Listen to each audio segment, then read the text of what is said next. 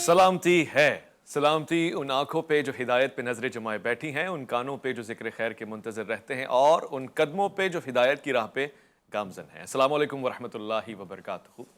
تمام تعریفیں خدائے بزرگ و برتر کے لیے جو وحدہ لا شریک ہے، نہ کوئی ثانی نہ کوئی ہمسر۔ درود لامحدود محبوب رب الودود، راحت العاشقین مراد المشتاقین حضرت محمد مصطفیٰ، آپ کی آل پاک، آپ کے جانثار انصار اور اصحاب پر۔ ضمن آپ دیکھ رہے ہیں الف لام میم، میں آپ کا میزبان محمد اویس ربانی تہ دل سے آپ کو کہتا ہوں خوش آمدید۔ سورہ جمعہ، بسم اللہ الرحمن الرحیم۔ والذی بعث فی الامیین رسولا منہم یتلو علیہم آیاتہ ویزکیہم ویعلمہم الکتاب والحکمہ وان کانوا من قبل لفی ضلال مبین۔ اللہ رب العزت کہ اس پیارے حبیب کی بعثت کے مقاصد اس آیت میں بیان کیے گئے ہیں، یعنی آپ کے آنے کا مقصد آیات کی تلاوت کرنا، تزکیہ نفس کرنا اور انہیں کتاب اور حکمت کا علم دینا ہے جو اس سے پہلے وہ نہیں جانتے تھے۔ میں اور آپ بھی اسی آیت کے مخاطب ہیں، یعنی ہم لوگ جو نہیں جانتے وہ سب کچھ اللہ کے رسول سے لیں گے۔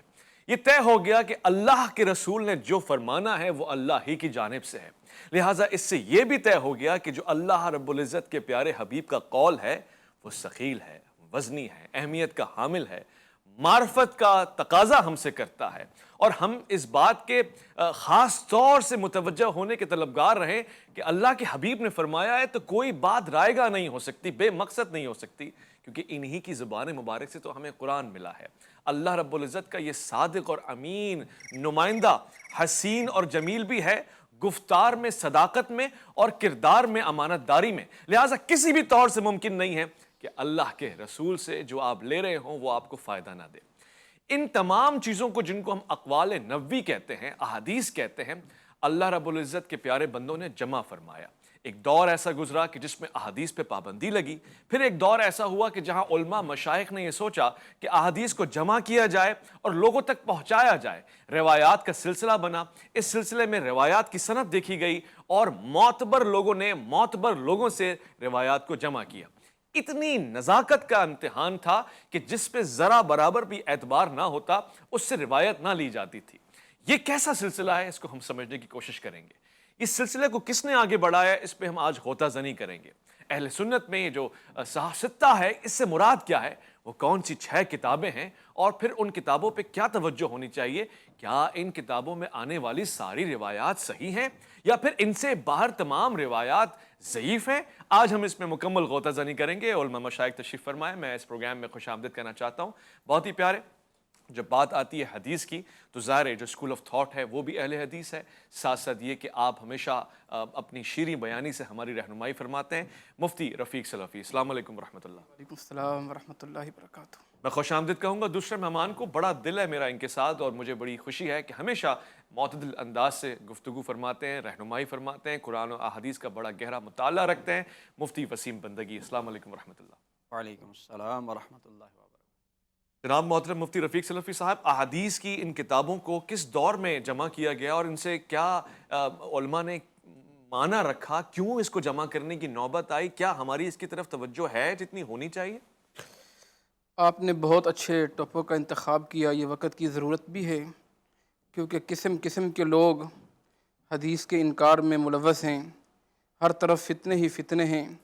تو ایک فتنہ انکار حدیث کا بھی ہے، الحاد کا بھی ہے، اور جس موضوع کا آپ نے انتخاب کیا یہ وقت کی اشد ضرورت ہے۔ آپ نے پوچھا کہ احادیث کس دور میں لکھی گئی؟ احادیث اللہ کے رسول صلی اللہ علیہ وسلم کے دور میں لکھی گئی۔ آپ صلی اللہ علیہ وسلم نے خود فرمایا کہ مجھ سے حدیثیں لکھ لو، لا یخرج من لسانی الا الحق، میری زبان سے حق کے علاوہ کچھ نہیں نکلتا، جو بھی نکلتا ہے وہ حق نکلتا ہے۔ بے شک۔ احادیث کی، سنت کی، دوسرے معنوں میں سنت کی اہمیت اور حدیث کی اہمیت، اس بات کا آپ اندازہ لگا لیں کہ حدیث کے بغیر دین نامکمل ہے، حدیث کے بغیر شریعت نامکمل ہے۔ حدیث کسے کہتے ہیں؟ اللہ کے رسول صلی اللہ علیہ وسلم کے قول کو، آپ کے فعل کو اور تقریری عمل کو، کہ آپ نے جو ارشاد فرمایا قال رسول اللہ صلی اللہ علیہ وسلم، یہ آپ کی حدیث ہے۔ آپ صلی اللہ علیہ وسلم نے جو کیا یہ آپ کی حدیث ہے۔ آپ کے سامنے کوئی عمل کیا گیا، آپ نے سکوت اختیار کیا، یہ آپ کی حدیث ہے۔ حدیث ایسے ہی حجت ہے، ایسے ہی دلیل قطعی ہے جیسے قرآن حجت اور دلیل قطعی ہے۔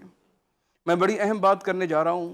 جس طرح قرآن کا منکر دین اسلام سے خارج ہے، بی عینہ من و عن حدیث کا انکار کرنے والا بھی دین اسلام سے خارج ہے، اس لیے کہ حدیث تفسیر ہے قرآن کریم کی۔ شارح کون ہیں؟ دین کس پر نازل ہوا؟ جناب محمد الرسول اللہ صلی اللہ علیہ وسلم۔ میرا اللہ فرماتے ہیں وَأَنزَلْنَا إِلَيْكَ الذِّكْرَ لِتُبَيِّنَ لِلنَّاسِ مَا نُزِّلَ إِلَيْهِمْ۔ پیغمبر ہم نے آپ پر ذکر کو نازل کیا، قرآن کو نازل کیا، تاکہ آپ لوگوں کو کھول کھول کر بیان کریں۔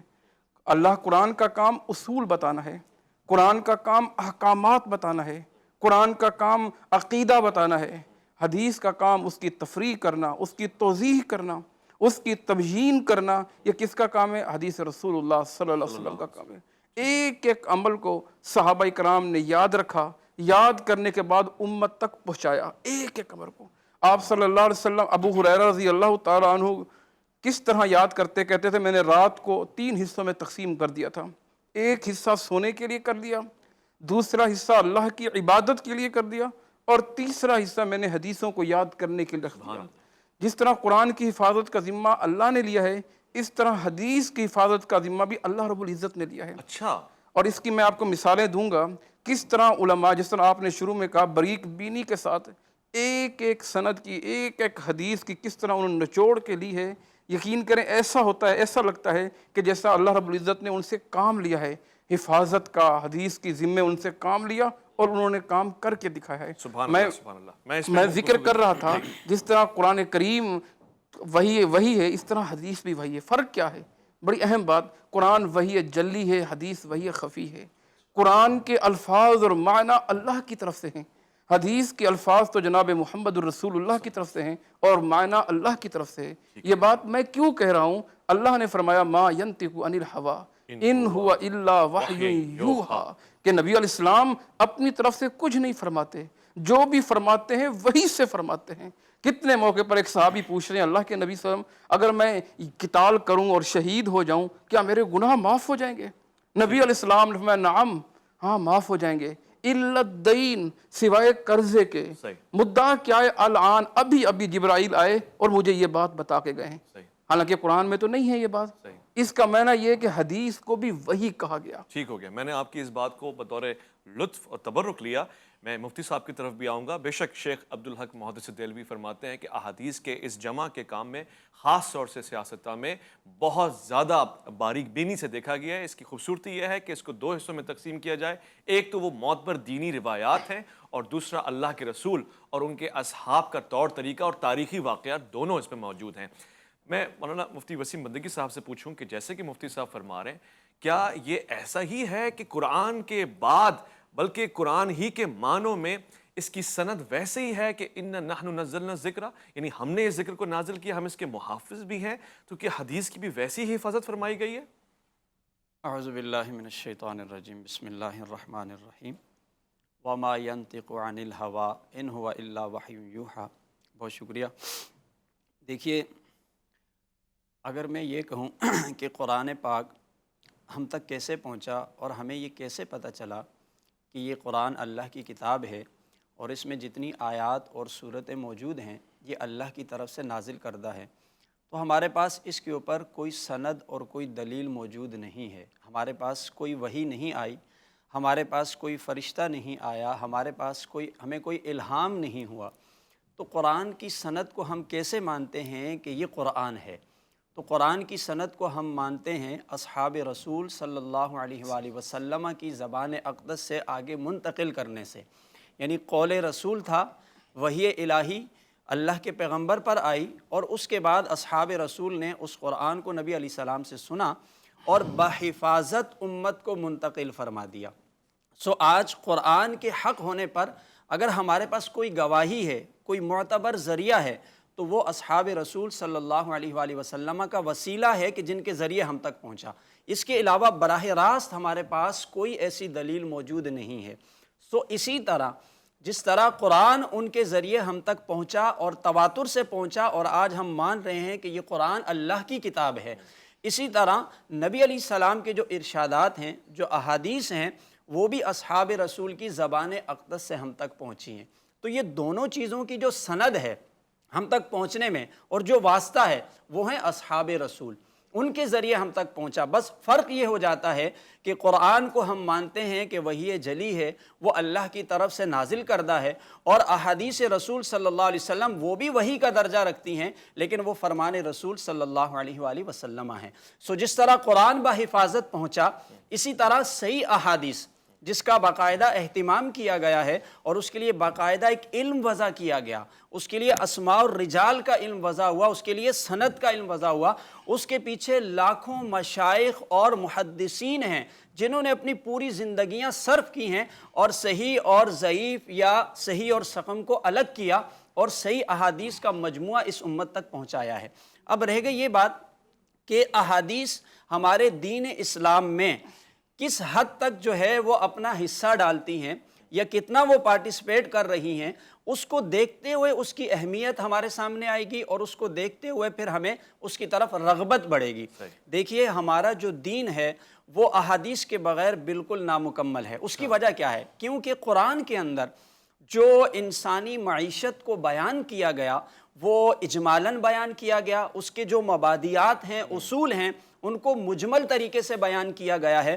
اس کی وضاحت کے لیے، اس کی تعبیر اور تشریح کے لیے ہمیں احادیث رسول صلی اللہ علیہ وآلہ وسلم کا حوالہ درکار ہے۔ اسی طرح قرآن کے اندر جو کچھ بھی ذکر کیا گیا وہ ایک طرح سے تھیوری کی حیثیت رکھتا ہے، اس کی جو عملی تفسیر ہے، اس کا جو پریکٹیکل ہے، وہ ہمیں نبی اکرم صلی اللہ علیہ وآلہ وسلم کے اسوہ سے ملے گا، اس کے بغیر عملی تصویر نہیں ہے۔ اسی طرح قرآن میں آنے والی، مکمل کر رہا ہوں، اسی طرح قرآن میں آنے والے جتنے احکامات ہیں، اکثر جیسے نماز کا آ گیا، زکوٰۃ کا آ گیا، حج کا آ گیا، رمضان کا، یہ ساری چیزیں وہ ہیں کہ جو شریعت میں مقصود ان کے معنی ہیں، لغت ہمیں نہیں بتاتی ہے، بلکہ ان سب کے معنی ہمیں احادیث رسول صلی اللہ علیہ وآلہ وسلم سے معلوم ہوتے ہیں، تو جب جا کر ہمارا دین مکمل ہوتا ہے۔ مفتی صاحب فرما رہے ہیں کہ جب جا کے ہمارا دین مکمل ہوتا ہے، جب ہمارے پاس احادیث کا ذخیرہ آ جاتا ہے، یہ بہت ہی لطیف بات ہے، اور سوالات بھی ہیں۔ سوال جب ہم بریک کے بعد واپسی آئیں گے تو پوچھیں گے کہ جب قرآن کہہ رہا ہے الیوم اکملت لکم دینکم، تو کیا اس وقت بھی احادیث اس میں شامل ہیں یا احکامات آ چکے اور اس کی پاسداری ہو چکی؟ دوسرا بھی سوال پوچھیں گے، کیا سنت میں اور احادیث میں کوئی فرق ہے یا پھر یہ ایک ہی خوبصورت گلدستہ ہے؟ لوٹ کر آئیں گے، الف لام میم میں آپ کا انتظار۔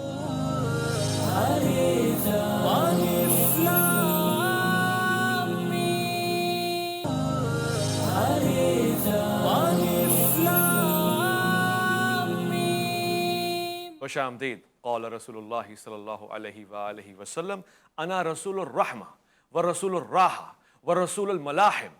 فرمایا اللہ کے پیارے حبیب نے کہ میں رحمت کا رسول ہوں، میں راحت کا رسول ہوں، اور میں جنگوں کا رسول ہوں۔ یعنی یہ تینوں باتیں آپ کو کیسے سمجھ میں آئیں؟ احادیث نے سمجھایا، ورنہ اگر آپ صرف اس پہ اپنے ذہن کو روک لیتے کہ وما ارسلناک الا رحمۃ للعالمین، تو پھر آپ اس کے مفہوم میں غوطہ نہیں کیسے کرتے؟ یہ ذخیرہ آپ کو سمجھ میں آتا ہے احادیث کی طرف متوجہ ہونے سے۔ مگر ایک سوال ہے، مفتی وسیم بندگی صاحب نے اپنی بات مکمل کی اور وہاں سے ایک اور سوال بھی میرے ذہن میں آیا، کیا مفتی صاحب اللہ کے رسول کا یہ پیارا دین کامل نہیں ہو گیا تھا اور صحابہ کرام رضوان اللہ اجمعین اس زمانے میں قرآن کی طرف متوجہ نہیں رہتے تھے؟ یعنی یقیناً رہتے تھے، مگر اس کے بعد کے دور میں احادیث کے اوپر کام ہوا تو بہت سے لوگ اعتراض یہ کرتے ہیں کہ احادیث تو کئی زمانے بعد 200-250 سال بعد لکھی اور جمع کی گئی ہیں، یعنی جمع کرنے کا یہ سلسلہ بعد کا ہے، تو اس پہ کیا جواب ہے؟ آپ نے دو سوال ارشاد فرمائے، ایک تو یہ کہ دین چونکہ الیوم اکملت لکم سے مکمل ہو چکا، تو اس کے بعد کیا جو نبی علیہ السلام نے فرمایا وہ دین کا حصہ ہے، اور دوسرا یہ کہ اس کی تدوین کب ہوئی حدیث کی۔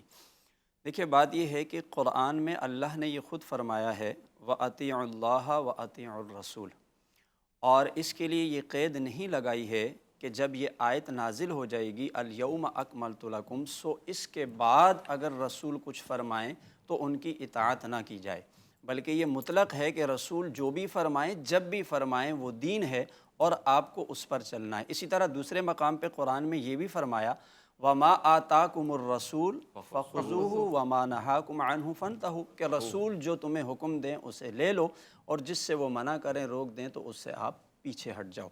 تو اس لیے نبی علیہ السلام کا جو بھی فرمانا ہوگا، آپ کا جو بھی کہنا ہوگا، وہ اس آیت کے بعد بھی دین ہے، اور چونکہ وہ قرآن کے اعتبار سے بات مکمل ہے، لیکن اس کی وضاحت جو کہ پہلے بھی میں نے عرض کیا کہ قرآن کو سمجھنے کے لیے نبی علیہ السلام کی احادیث کی ضرورت ہے۔ دیکھیں اصحاب رسول جو براہ راست نبی علیہ السلام کی بارگاہ میں بھی حاضر تھے، مرتبے میں بھی کہیں بلند تھے، اور اس کے ساتھ ساتھ وہ اہل زبان بھی تھے، لیکن پھر بھی انہیں حاجت ہوتی تھی قرآن کریم کو سمجھنے کے لیے نبی علیہ السلام کے پاس جانے کی۔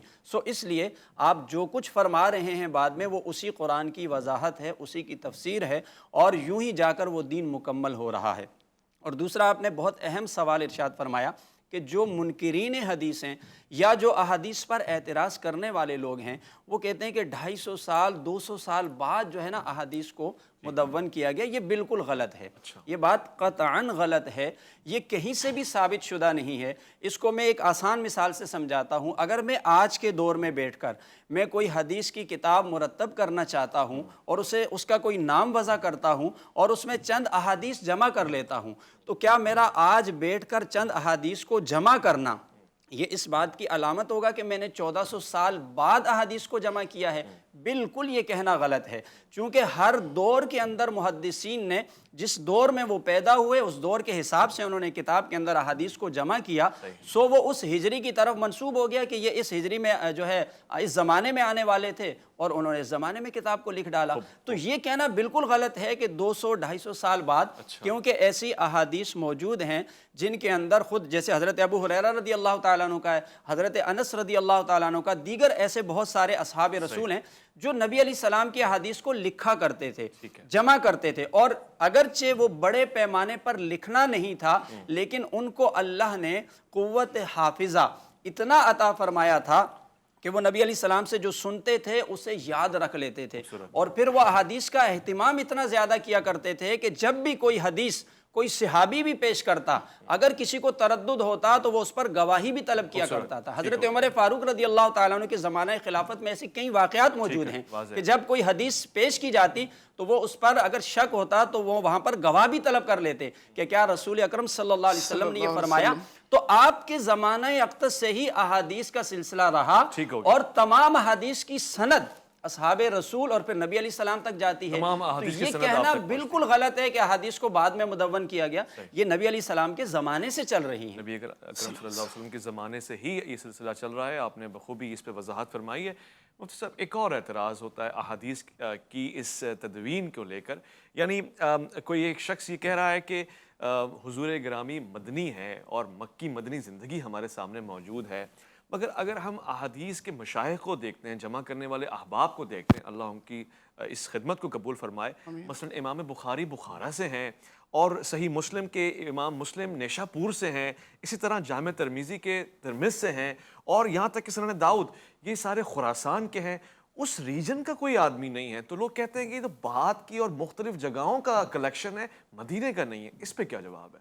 اس دور کے بھی بہت سارے ہیں، امام احمد بن حنبل ان کی کتاب اس دور میں ہے، امام مالک بن انس موطا امام مالک، بڑی عظیم کتاب ہے حدیث کی۔ اللہ رب العزت نے جس سے کام لیا اور جہاں جہاں کام لیا انہوں نے یہ کام کیا ہے۔ بات ہو رہی تھی کہ صحابہ اکرام کے دور میں لکھی گئی کہ نہیں لکھی گئی، مصحف موجود تھے۔ مفتی صاحب کی بات آگے بڑھاتا ہوں۔ ابو ہریرہ رضی اللہ تعالیٰ عنہ کے نام سے مصحف تھے، مصحف ابو ہریرہ۔ حضرت انس بن مالک کے نام سے مصحف تھے، اس میں احادیثیں جمع تھیں۔ اما عائشہ کے نام سے بعد میں آ کے کتب میں اسے جمع کر دیا گیا۔ تو اللہ کے رسول کے زمانے میں، صحابہ کے زمانے میں باقاعدہ لکھا جاتا تھا۔ باقی اللہ نے اگر امام بخاری رحمہ اللہ سے کام لیا اور کمال کا کام لیا تو یہ ان کے لیے سعادت ہے۔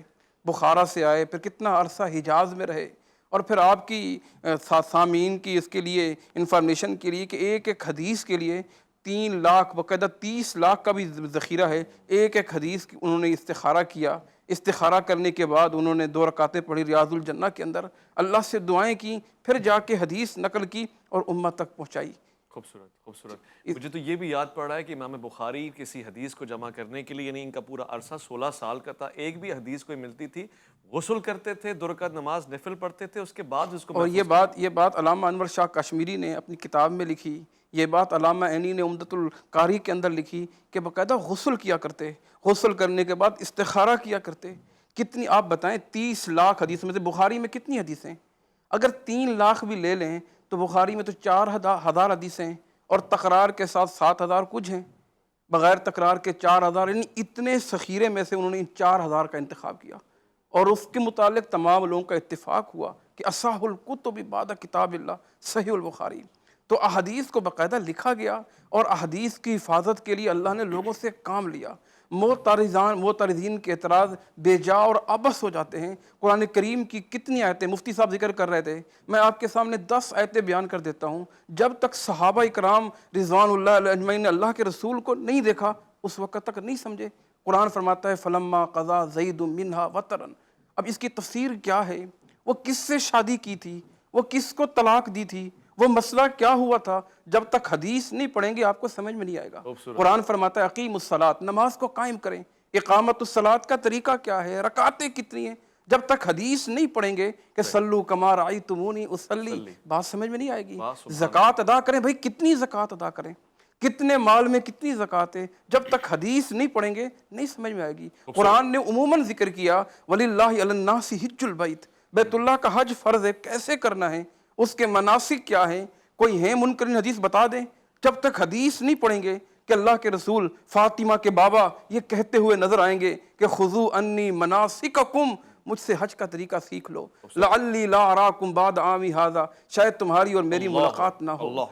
آپ کے سامنے قرآن کی سینکڑوں آیت ہوں گی۔ اصحاح الکتب بعد کتاب اللہ صحیح بخاری، اس کے اوپر کسی کو اعتراض ہے اور سوالات ہمیں بھیج سکتا ہے۔ ہم نے کوشش کی ہے کہ ہم احادیث کے اوپر متوجہ کرنے کے لیے ہفتہ وار پروگرام بھی چلائیں۔ ایک مختصر سا وقفہ ہے، ہم جب لوٹ کر آئیں گے مزید گفتگو ہوگی، اللہ کے پیارے رسول کی کچھ احادیث آپ کے سامنے پیش کی جائیں گی اور یہ تبرک بانٹا جائے گا۔ لوٹ کر آئیں، الف لام میم میں آپ کا انتظار۔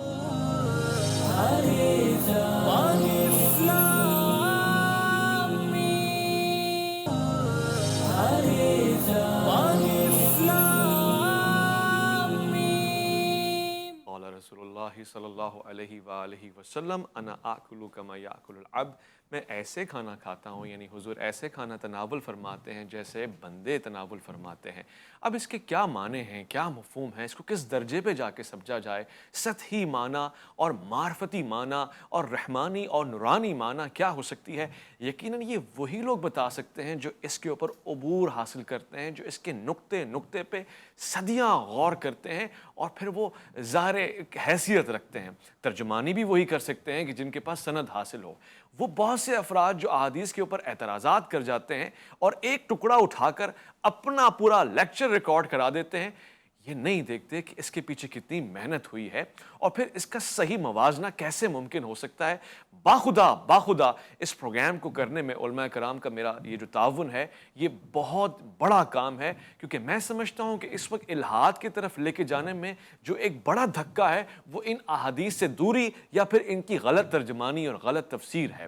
یہ بھی ہوتا ہے کہ میں خود سے کوئی چیز پڑھ لوں اور پھر اس پہ بات نہ کر سکوں۔ میں بتانا چاہتا ہوں، یہ میرے لیے فریضہ ہے کہ جہاں پہ ہم کہتے ہیں کہ یہ 6 کتابیں جنہوں نے ہماری اس قربت کو بڑھا دیا اللہ کے رسول سے، وہ روایات، وہ تاریخی عبارات ہم تک پہنچائی ہیں، جس میں صحیح مسلم شامل ہے، جس کو حضرت نے فرمایا کہ ایک ایسی کتاب ہے کہ جو معتبر بھی ہے۔ اس سے قبل صحیح بخاری کا ہونا، یہ دونوں کتابیں صحیح ہیں کہلاتی ہیں، ان دونوں پہ بڑا اعتماد ہے، حد درجہ کوشش کی گئی ہے کہ صحیح روایات ہو۔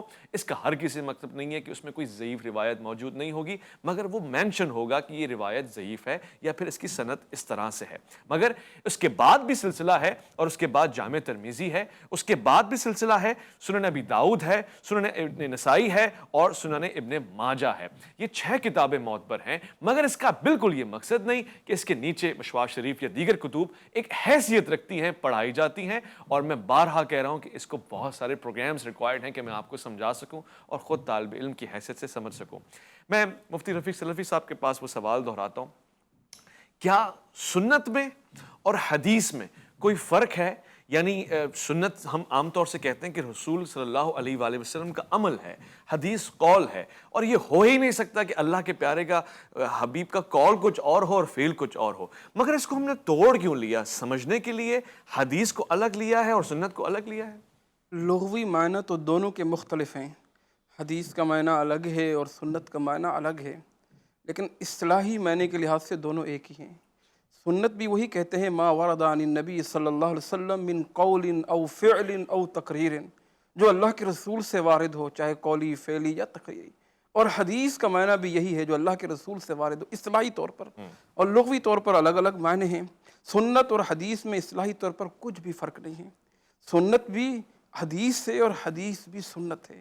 اب سنت کے تین طرق ہیں یا تین طریقے سے، ایک تو عمومی طور پر پورے دین کو سنت کہا جاتا ہے۔ اس کی دلیل جیسے اللہ کے رسول صلی اللہ علیہ وسلم کی طویل حدیث ہے اور آخر میں فرمایا من راغب عن سنتی فلیس منی، جو ہماری سنت سے اعراض کرتا ہے وہ ہم میں سے نہیں۔ پہلے والی بھی بتا دیں، نکاح من سنت، جی جی، بہت سے لوگ کر لیں گے چار چار۔ بالکل جی، نکاح کے بارے میں 3 صحابہ کرام آئے، سوال کیا اللہ کے رسول کی رات کیسے گزرتی ہے؟ جب ازواج مطہرات نے بتایا، ان میں سے ایک کہنے لگا میں شادی نہیں کروں گا، دوسرا کہنے لگا میں سوؤں گا نہیں، پوری رات عبادت کرتا رہوں گا، اور تیسرا کہنے لگا، کیا کہا تیسرے نے شیخ؟ تیسرا کہنے لگا کہ میں اپنے آپ کو اللہ کی عبادت میں، تینوں نے یہ نیت کر دی، یعنی رہبانیت کی طرف۔ ربانی۔ اللہ کے رسول نے فرمایا کہ میں شادیاں بھی کرتا ہوں، میں اللہ کی عبادت بھی کرتا ہوں، اصوم و افطر، میں روزے رکھتا بھی ہوں، میں چھوڑتا بھی ہوں، اصلی و ارقد، اور کہا میں رات کو پوری رات جاگتا رہوں گا عبادت کرتا، کہا میں سوتا بھی ہوں اور میں عبادت بھی کرتا ہوں۔ من راغب عن سنتی فلیس منی، جو میری سنت سے راز کرتا ہے، یہاں سنت بمعنی عموم الدین ہے، عام پورا دین سنت، اور دوسرا سنت بمعنی اللہ کے رسول صلی اللہ علیہ وسلم کی احادیث ہیں، آپ کے ارشادات ہیں۔ کتنے موقع پہ صحابہ کرام رضوان اللہ اجمعین سنت ذکر کرتے، کہتے ھذا من سنتی رسول اللہ صلی اللہ علیہ وسلم، ھذا من سنتی رسول اللہ، یہ اللہ کے رسول کی سنت سے ہے، یعنی یہ آپ کی حدیث سے ہے، آپ کے فرمان سے ہے۔ اور تیسرا سنت بمقابلے بدعت بھی ہے، جب بدعت آئے تو اس کے مقابلے میں سنت کو بھی کہا گیا ہے۔ تو سنت اور حدیث میں عمومی طور پر کوئی فرق نہیں ہے، سنت بھی اللہ کے رسول کی حدیث ہے اور حدیث بھی فاطمہ کے بابا کا فرمان، آپ کا عمل، آپ کا قول، آپ کا فعل، آپ کا تقریر، یہ آپ صلی اللہ علیہ وسلم کی حدیث ہے۔ بہت خوب مفتی صاحب، عام طور سے ہم دیکھتے ہیں نیٹ کے اوپر بہت ساری ایسی چیزیں جو من گھڑت ہوتی ہیں ڈال دی جاتی ہیں، مثلاً بہت ساری ایسی روایات معروف بھی ہو گئی ہیں جن کا صحیح سند سے کوئی تعلق نہیں ہے، ان کا کیا حل ہے؟ کیسے اس کی سند کو پکڑیں اور کیسے صحیح معنوں تک پہنچیں؟ دیکھیے اللہ کے رسول صلی اللہ علیہ وآلہ وسلم کا ارشاد پاک ہے، من کذب علی متعمدا فلیتبوأ مقعدہ من النار، او کما قال علیہ الصلوۃ والسلام۔ پیارے آقا علیہ السلام فرماتے ہیں کہ جو شخص جان بوجھ کر میری طرف جھوٹ منسوب کرے گا وہ اپنا ٹھکانہ جہنم میں بنا لے۔ یہ سوال آپ کا بڑا اہم ہے اور اس کی طرف توجہ بھی بہت زیادہ درکار ہے، بالخصوص فی زمانہ سوشل میڈیا کا زمانہ ہے اور چیزوں کو آگے شیئر کر دیا جاتا ہے۔ اللہ کے رسول کی طرف کوئی ایسی چیز منسوب کرنا جو کہ آپ نے نہیں فرمائی ہے اور جس کے بارے میں کوئی سند موجود نہیں ہے، صحیح سند موجود نہیں ہے، یہ بالکل اس کا مصداق ہو جائے گا جو کہ حدیث کے اندر آیا ہے اور سخت ترین وعید آئی ہے۔ اب اس کا حل کیا ہے؟ اسی لیے تو دیکھیں نا، محدثین نے اتنی باریک بینی کے ساتھ اور اتنی احتیاط کے ساتھ احادیث کو جمع کرنے کے لیے کام کیا۔ اب جیسے ہم بخاری شریف کا تذکرہ کر رہے ہیں کہ ایک بخاری شریف، امام بخاری کا اتنا حافظہ ہے، 16 سال کیوں لگ گئے اس کو مرتب کرنے میں؟ وہ 16 سال اس وجہ سے لگ گئے کہ آپ نے اس میں انتہائی احتیاط برتتے ہوئے اور صحیح احادیث کو جمع کرنے کا اہتمام کرتے ہوئے اور پھر اس کے اوپر سخت ترین جو شرائط تھی ان پر عمل کرتے ہوئے آپ کو یہ وقت لگ گیا۔ مطلب کیا تھا؟ مقصد یہ تھا کہ اللہ کے رسول کی طرف کوئی ایسی بات منسوب نہ ہو جائے جس کے اندر کوئی جھوٹ شامل ہو جائے، غلط بات، اور پھر ہم اس وعید کے مصداق بن جائیں۔ اور میں سمجھتا ہوں اگر یہ اہمیت سمجھنی ہے تو امام بخاری سے ہی پوچھئے کہ وہ جب کسی حدیث کو، صحیح حدیث کو جب ان تک پہنچ جاتی تھی تو وہ اس پر عمل پیرا کیسے ہوتے تھے۔ امام بخاری فرماتے ہیں میں نے جب سے یہ حدیث سنی کہ غیبت کرنا گناہ ہے، فرماتے ہیں میں نے ساری زندگی غیبت نہیں کی ہے، اور اللہ نے اتنا بڑا مقام دیا، جب آپ کا وصال ہوا تو آپ کی قبر مبارک سے عرصہ دراز تک ایک خوشبو مہکتی تھی کیونکہ حدیث پر عمل تھا۔ آج ہمارے سامنے حدیث آ گئی کہ اللہ کے رسول کی طرف جھوٹ منسوب نہیں کرنا، اب ہمارا عمل کتنا ہے، ہم کیا کرتے ہیں؟ تو یہ لاپرواہی، یہ غفلت اور اس طرح شیئر کرنا دھڑا دھڑ بغیر کسی سند کے، اس کا صحیح طریقہ یہ ہے کہ جب تک آپ کو کسی صحیح حدیث کے بارے میں صحیح طور پر معلوم نہیں ہے آپ اس کو آگے شیئر نہ کریں، بلکہ آپ کو چاہیے آپ علماء سے اس کی تصدیق کریں، اور اگر اس میں حوالہ دیا ہے اور آپ کے اندر صلاحیت ہے تو آپ اس کا حوالہ چیک کریں۔ جب وہ مستند حوالہ آپ کے پاس آ جائے، آپ مطمئن ہو جائیں کہ یہ اللہ کے رسول کی حدیث ہے، اس کے بعد اس کو آگے منسوب کریں۔ حضرت شاہ عبد الحق محدث دہلوی علیہ رحمہ، جو تقریباً تمام مسالک کے لوگ ان پر اتفاق کرتے ہیں، آپ نے اس حوالے سے، یعنی حدیث تو بہت دور کی بات ہے، انہوں نے اتنی احتیاط برتی. آپ فرماتے ہیں جب اللہ کے رسول کے بارے میں کوئی بھی بات کرو, گفتگو کرو, تو فرماتے ہیں حیا کا دامن نہ چھوڑو, تعظیم کا دامن نہ چھوڑو. جب ذکر رسول کرو تو انتہائی با ادب طریقے سے کرو. اور جب اللہ کے رسول کی حدیث بیان کرنی ہو تو اس کے بارے میں امام مالک سے پوچھ لیجئے. امام مالک رحمۃ اللہ تعالی علیہ, ان کے پاس جب کوئی ملنے آتا مسئلہ پوچھنے تو آپ پوچھتے تھے کس لیے آئے. اگر وہ کہتا مجھے آپ سے حدیث سننی ہے تو آپ کہتے تھے انتظار کرو. آپ نے ایک الگ اپنے لیے کمرہ, ایک تخت بنوایا تھا, اس کے لیے الگ ایک جبہ بنایا تھا. آپ تیار ہوتے تھے, پاکیزہ ہوتے تھے, طہارت کے ساتھ صاف ستھرے ہو کر بیٹھتے تھے, اور اس کے بعد اللہ کے رسول کی حدیث سناتے تھے. کہتے تھے کیونکہ یہ اللہ کے رسول کی حدیث ایسی ہے جیسے میں کلام کر رہا ہوں ان سے. تو اس قدر اہتمام چاہیے. تو یہ لاپرواہی, اس سے اپنے آپ کو بچانا میں خواہش رکھتا ہوں اس موضوع کے اوپر ایک اور نشست ہو جائے. ایک پیغام لوگ جو آگے فارورڈ کر دیتے ہیں بغیر تحقیق کے, نبی علیہ السلام کی حدیث یاد رکھیں, کفا بالمرء کذبا ان یحدث بکل ما سمع. انسان کے جھوٹا ہونے کے لیے اتنا ہی کافی ہے بغیر تحقیق کے آگے فارورڈ. بہت بہت شکریہ مفتی رفیق سلفی آپ کا, بہت بہت شکریہ مفتی وسیم بندگی آپ کا. خواتین و حضرات, آپ کا شکریہ خاص ادا کروں گا. کھیل کے زمانے میں آپ احادیث کے اوپر گفتگو سن رہے ہیں اور یقیناً یہ عمل میں بھی پہنچیں گی, آپ کا عمل خیر ہوگا. ہو سکتا ہے اللہ رب کریم اس سے توقع کی جا سکتی ہے, وہ ہمیں اس کا یقیناً اجر دے گا. مگر بات صرف اتنی ہے کہ ابھی اس پہ بہت کچھ خزائن میں سے باقی ہے. خواہش رکھتا ہوں کہ عرض کروں گا, اتنے ہی جملے میں سب کچھ لپیٹ دینے کی آرزو ہے. دونوں عالم میں تمہیں مقصود اگر آرام ہے, ان کا دامن تھام لو جن کا محمد نام ہے صلی اللہ علیہ وآلہ وسلم. اپنا خیال رکھیں گے, آپ اپنے سے بڑھ کے خیال رکھیں گے اللہ کے احکام کا, فرمان کا. اویس ربانی کو دیجیے گا اجازت. اللہ کی امان.